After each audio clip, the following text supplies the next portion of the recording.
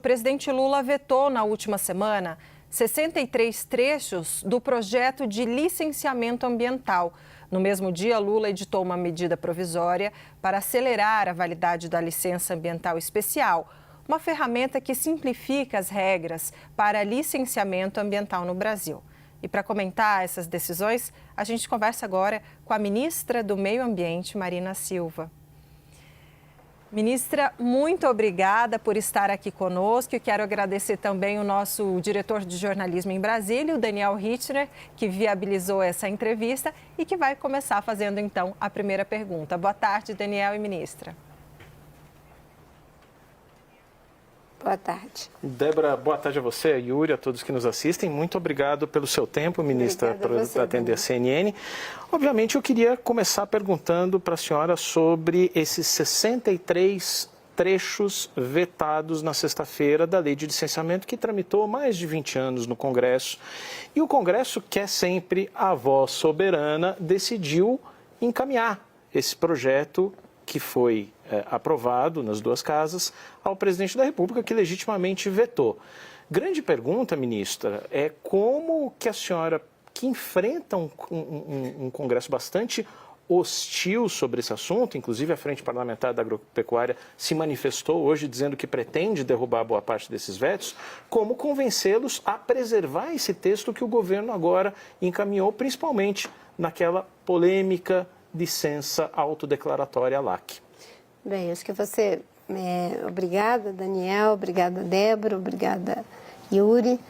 Acho que você usou a palavra mais importante para esse momento que a gente está vivendo dos debates no Congresso Nacional. A questão do convencimento.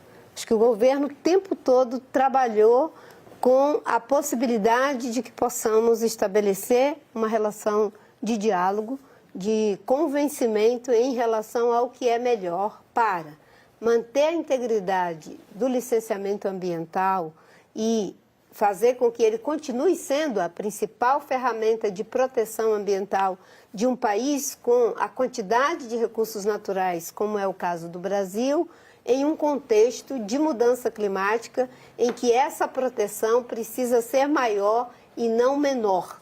O governo trabalhou muito para que a gente desse segurança jurídica aos investimentos, aos empreendedores, porque sem a garantia de que haverá a proteção ambiental e a integridade do licenciamento, olhando para a Constituição Federal, para todo o arcabouço legal brasileiro, com certeza nós teríamos um processo generalizado de judicializações. Então, o governo trabalhou para garantir também segurança jurídica.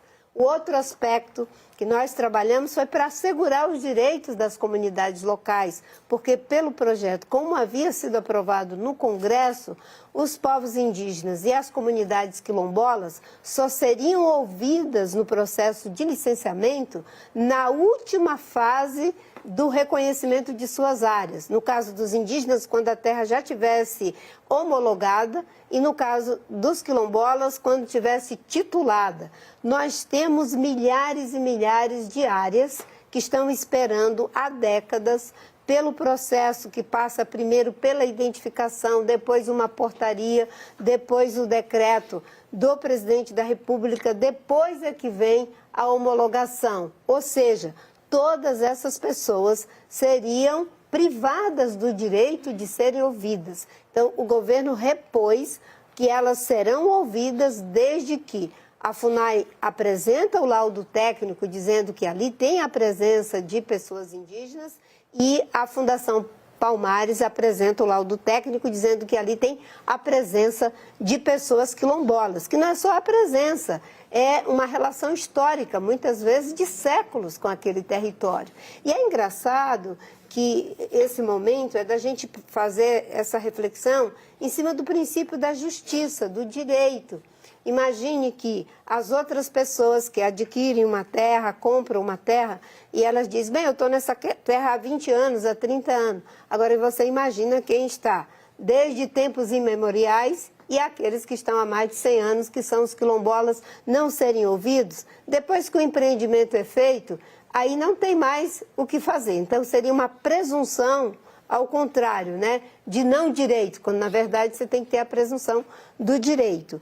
E, por último, o governo trabalhou para assegurar que inovações que foram apresentadas pelo Congresso, novos paradigmas para o licenciamento, fossem acolhidos, mas que eles não significassem a subtração dos meios de proteger o meio ambiente. Então, nós vamos trabalhar com o esforço de mostrar que esse é o melhor caminho para evitar judicializações, para proteger o meio ambiente, ganhar agilidade, mas sem perda de qualidade. Ministra, eu queria pegar esse último ponto da senhora, porque o governo foi muito rigoroso nos vetos de boa parte do projeto e encaminhou um outro projeto de lei para ajustar esses pontos. Muito bem. Mas um dos pontos mais polêmicos que foi acrescentado no projeto pelo Senado, uma emenda do presidente Davi Alcolumbre, foi ajustada, mas mantida por meio de uma medida provisória, que é a LAI, Licença Ambiental Especial, com um prazo de 12 meses, que os ambientalistas dizem é muito apertado e o que é especial pode se encaixar de tudo no que é especial e estratégico.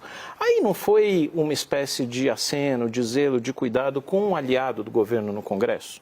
É o que eu falei anteriormente, o governo manteve o conceito da LAI, mas vamos destrinchar o que foi a medida provisória. Primeiro, a LAI já acontece na prática. Se você olha para os empreendimentos do PAC, todos eles passam por processos de priorizações. Todos eles são colocados numa lista de prioridade para ganhar agilidade.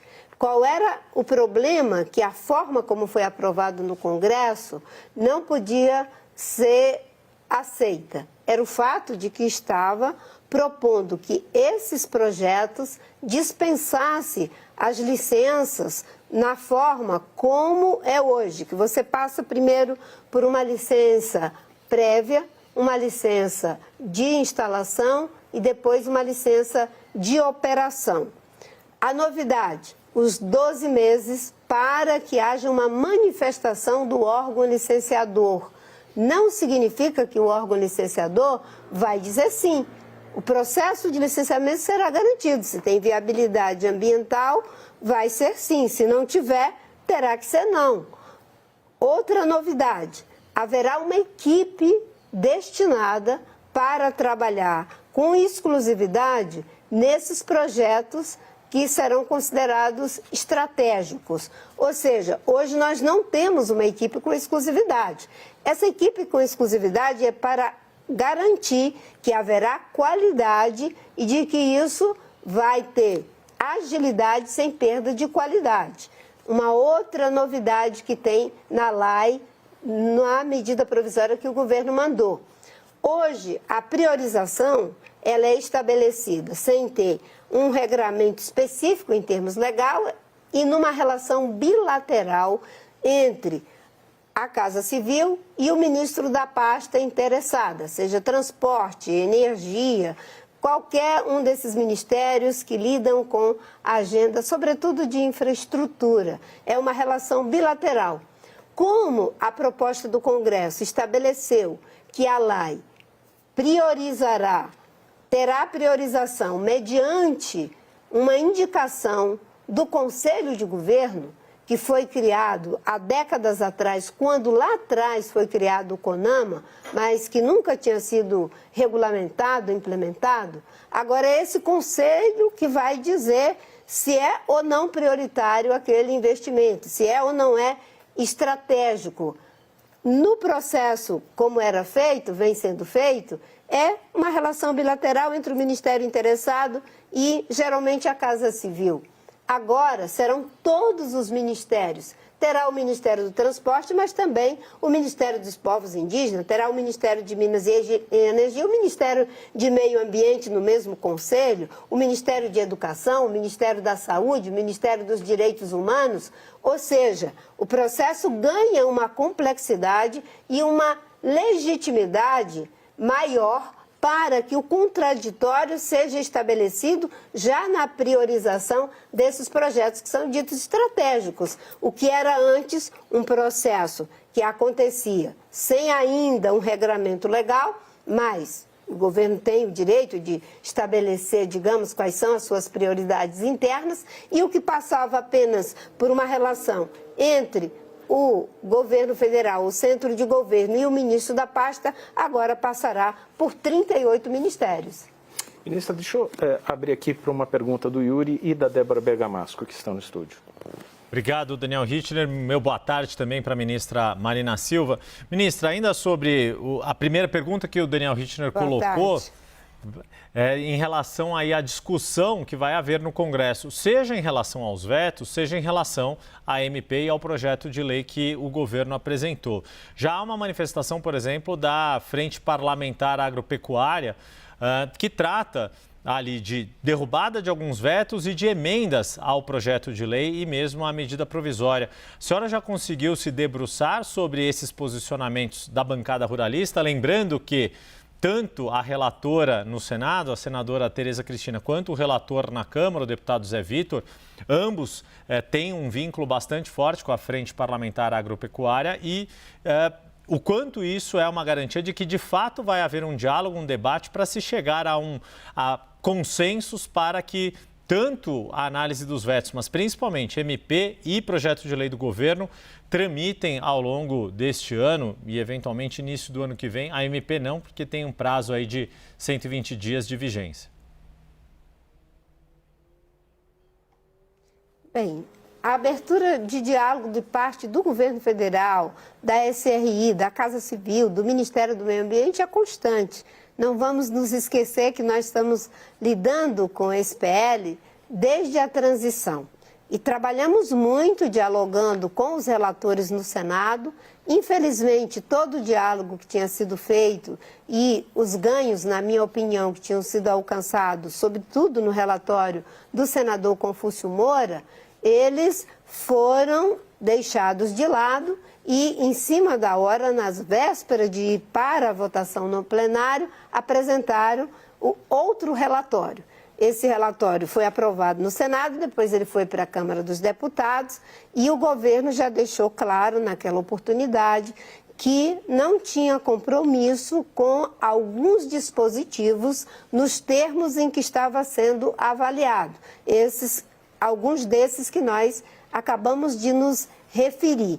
E agora nós continuamos abertos ao diálogo, exatamente para fazer crer às pessoas e ao parlamento que o melhor caminho é manter a segurança jurídica, manter as inovações, mas sem que isso signifique perder a qualidade do licenciamento ambiental para evitar judicializações. Portanto, assegurar que o licenciamento continuará sendo uma das principais colunas de proteção do meio ambiente e que a gente não vai sacrificar os recursos de milhares de anos pelo lucro de poucas décadas em um momento de tanta vulnerabilidade climática.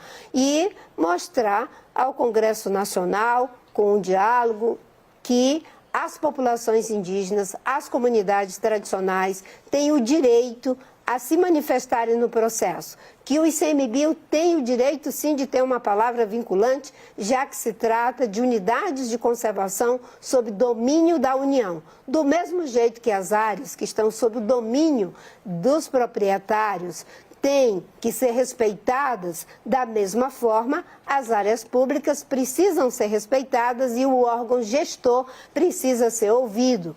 E ainda que, quando se trata de uma unidade de conservação, você tem que olhar as diferentes modalidades, se é um parque nacional, se é uma APA, se é uma REBIL, ou seja, cada unidade de conservação tem uma especificidade que deve ser considerada na hora do licenciamento. Estamos abertos ao diálogo, tenho certeza que da parte da SRI, da Casa Civil, da nossa parte, nem se fala, que nós estamos em estado permanente de diálogo. E a senhora sente a bancada ruralista aberta ao diálogo?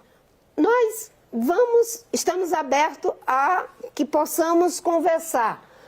Nós estamos abertos, eu posso falar que estamos abertos. E a abertura foi a que já me referi anteriormente. Conseguimos um caminho para resolver algo que entraria num verdadeiro oceano de judicializações, que em vez de ganhar agilidades, nós íamos ficar completamente emperrados. Imagine o que é o dispositivo que estabelecia que cada estado, cada município iria estabelecer regras próprias para o licenciamento sem observar as regras nacionais. A gente iria entrar num processo generalizado de judicializações. O governo federal trabalhou para repor, ganhar agilidade, não perder qualidade e considerar os marcos regulatórios inovadores, mas sem que eles sejam feitos no sentido de tratorar a proteção do meio ambiente em um momento tão delicado como esse que já estamos vivendo, em que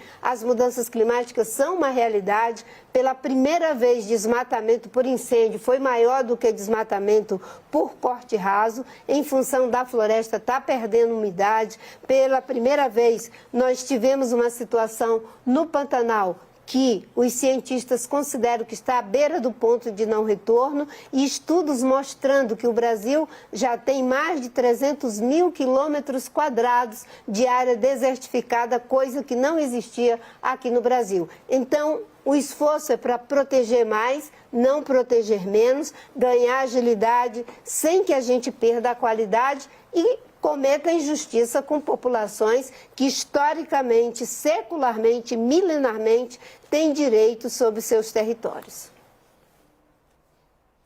Ministra Débora, falando com a senhora aqui de Brasília. Ministra, a Petrobras e o IBAMA, eles devem fazer neste mês a chamada avaliação pré-operacional na bacia da Foz do Amazonas, ali na margem equatorial. É um passo, considerado um passo essencial para a exploração do petróleo na região. Gostaria de saber como é que a senhora recebeu essa informação. Como eu disse o tempo todo, o processo de licenciamento é um processo técnico, não é um processo político. A Petrobras, o que ela vai fazer é uma simulação que será acompanhada pelos técnicos do IBAMA, para verificar se os procedimentos que eles estão dizendo que darão segurança ao processo de prospecção para os estudos, para verificar se tem ou não petróleo, a qualidade desse petróleo, estão condizentes com as necessidades de uma região tão sensível e com baixíssimo conhecimento, como é o caso da Foz do Amazonas. É uma fase necessária que o IBAMA faz com todos os empreendimentos de natureza complexa, que é fazer uma simulação. Agora, você veja, desde que esse empreendimento ainda estava numa empresa privada, que o IBAMA vem pedindo adicionalidade de procedimentos para melhorar a qualidade do licenciamento. Imagina se isso não tivesse sido negado em 2018,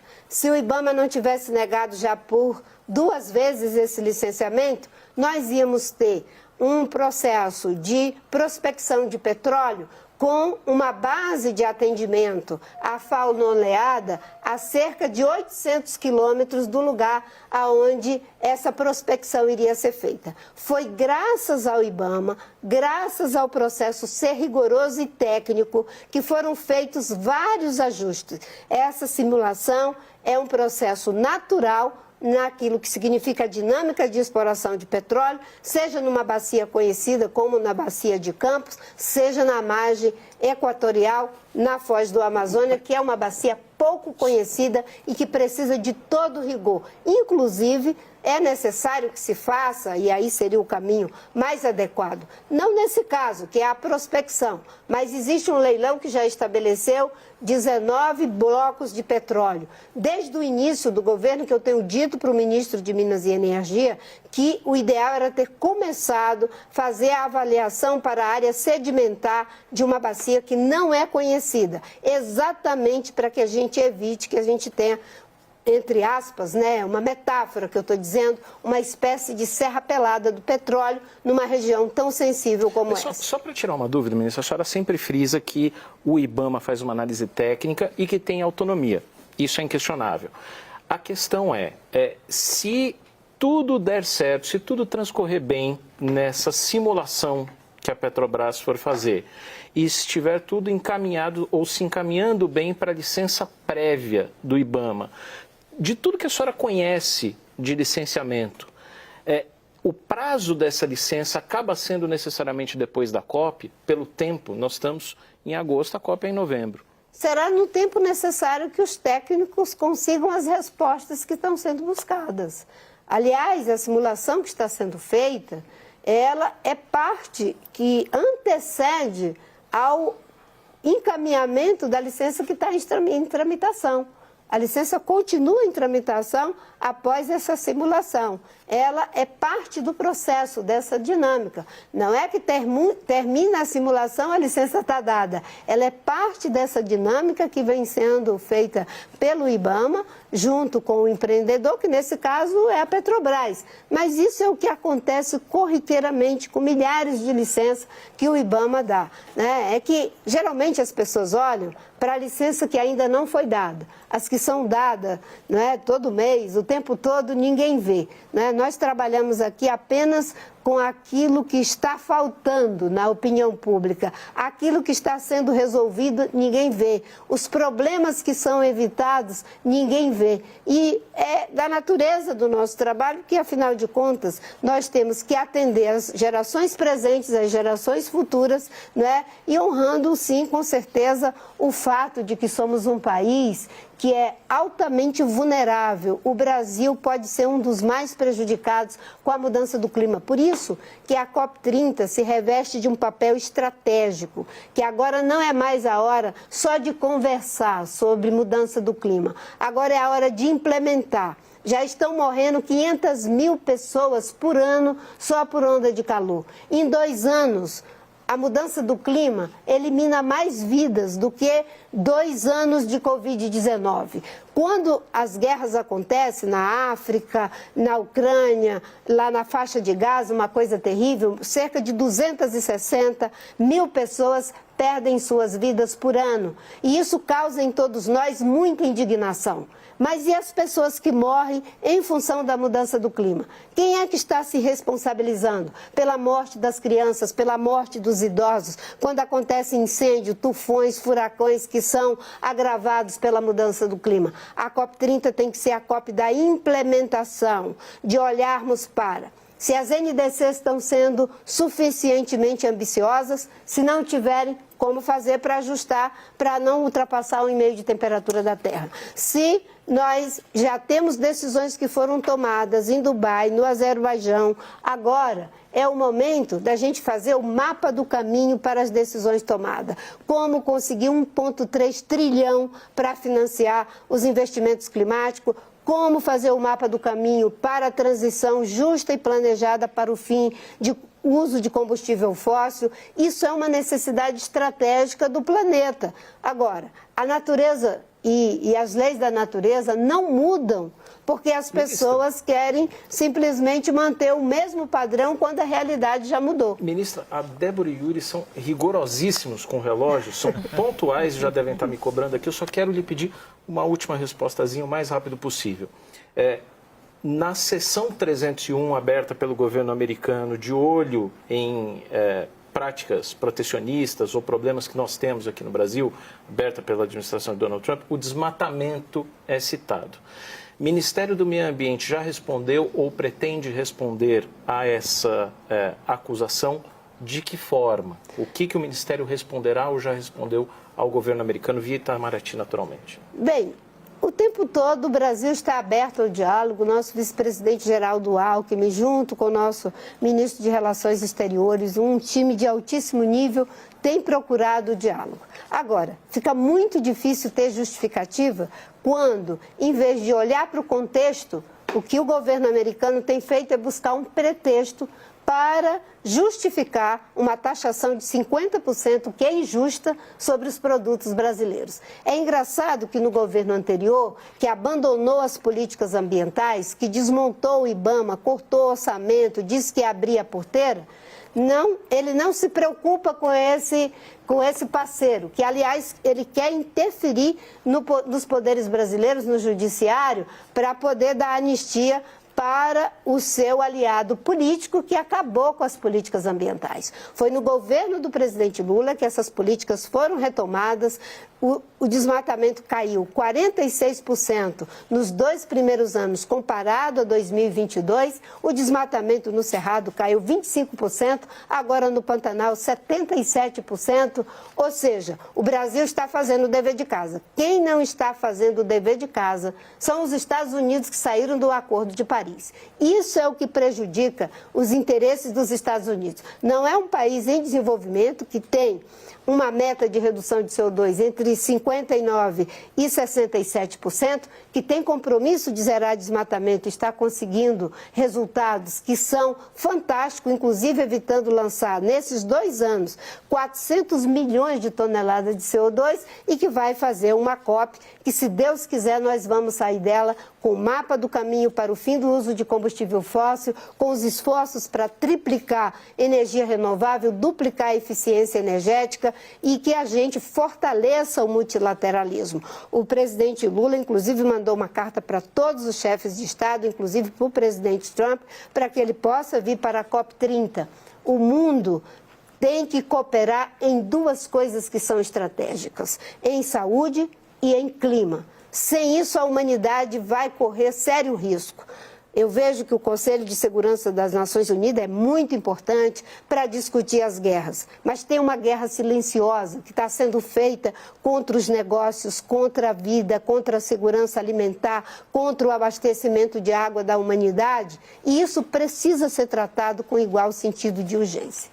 Ministra, muitíssimo obrigado pela sua atenção, pelo seu tempo. Volto com o Yuri e com a Débora, sempre pontuais. Eu que descumpri.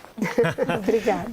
Ficamos nós, Débora, com a pecha aqui de rigorosos no relógio, mas imagina, é sempre um prazer receber a ministra do Meio Ambiente e da Mudança do Clima, Marina Silva, assim como o nosso diretor, Daniel Hittner, viabilizando essa entrevista tão importante nesse contexto todo de discussão aqui do licenciamento ambiental e o relógio correndo não só para a realização da COP30, mas, claro, para todas essas questões envolvendo o meio ambiente no planeta. Muito obrigado mais uma vez, Daniel Hittner, em especial a ministra e também uma menina, Marina Silva. Débora.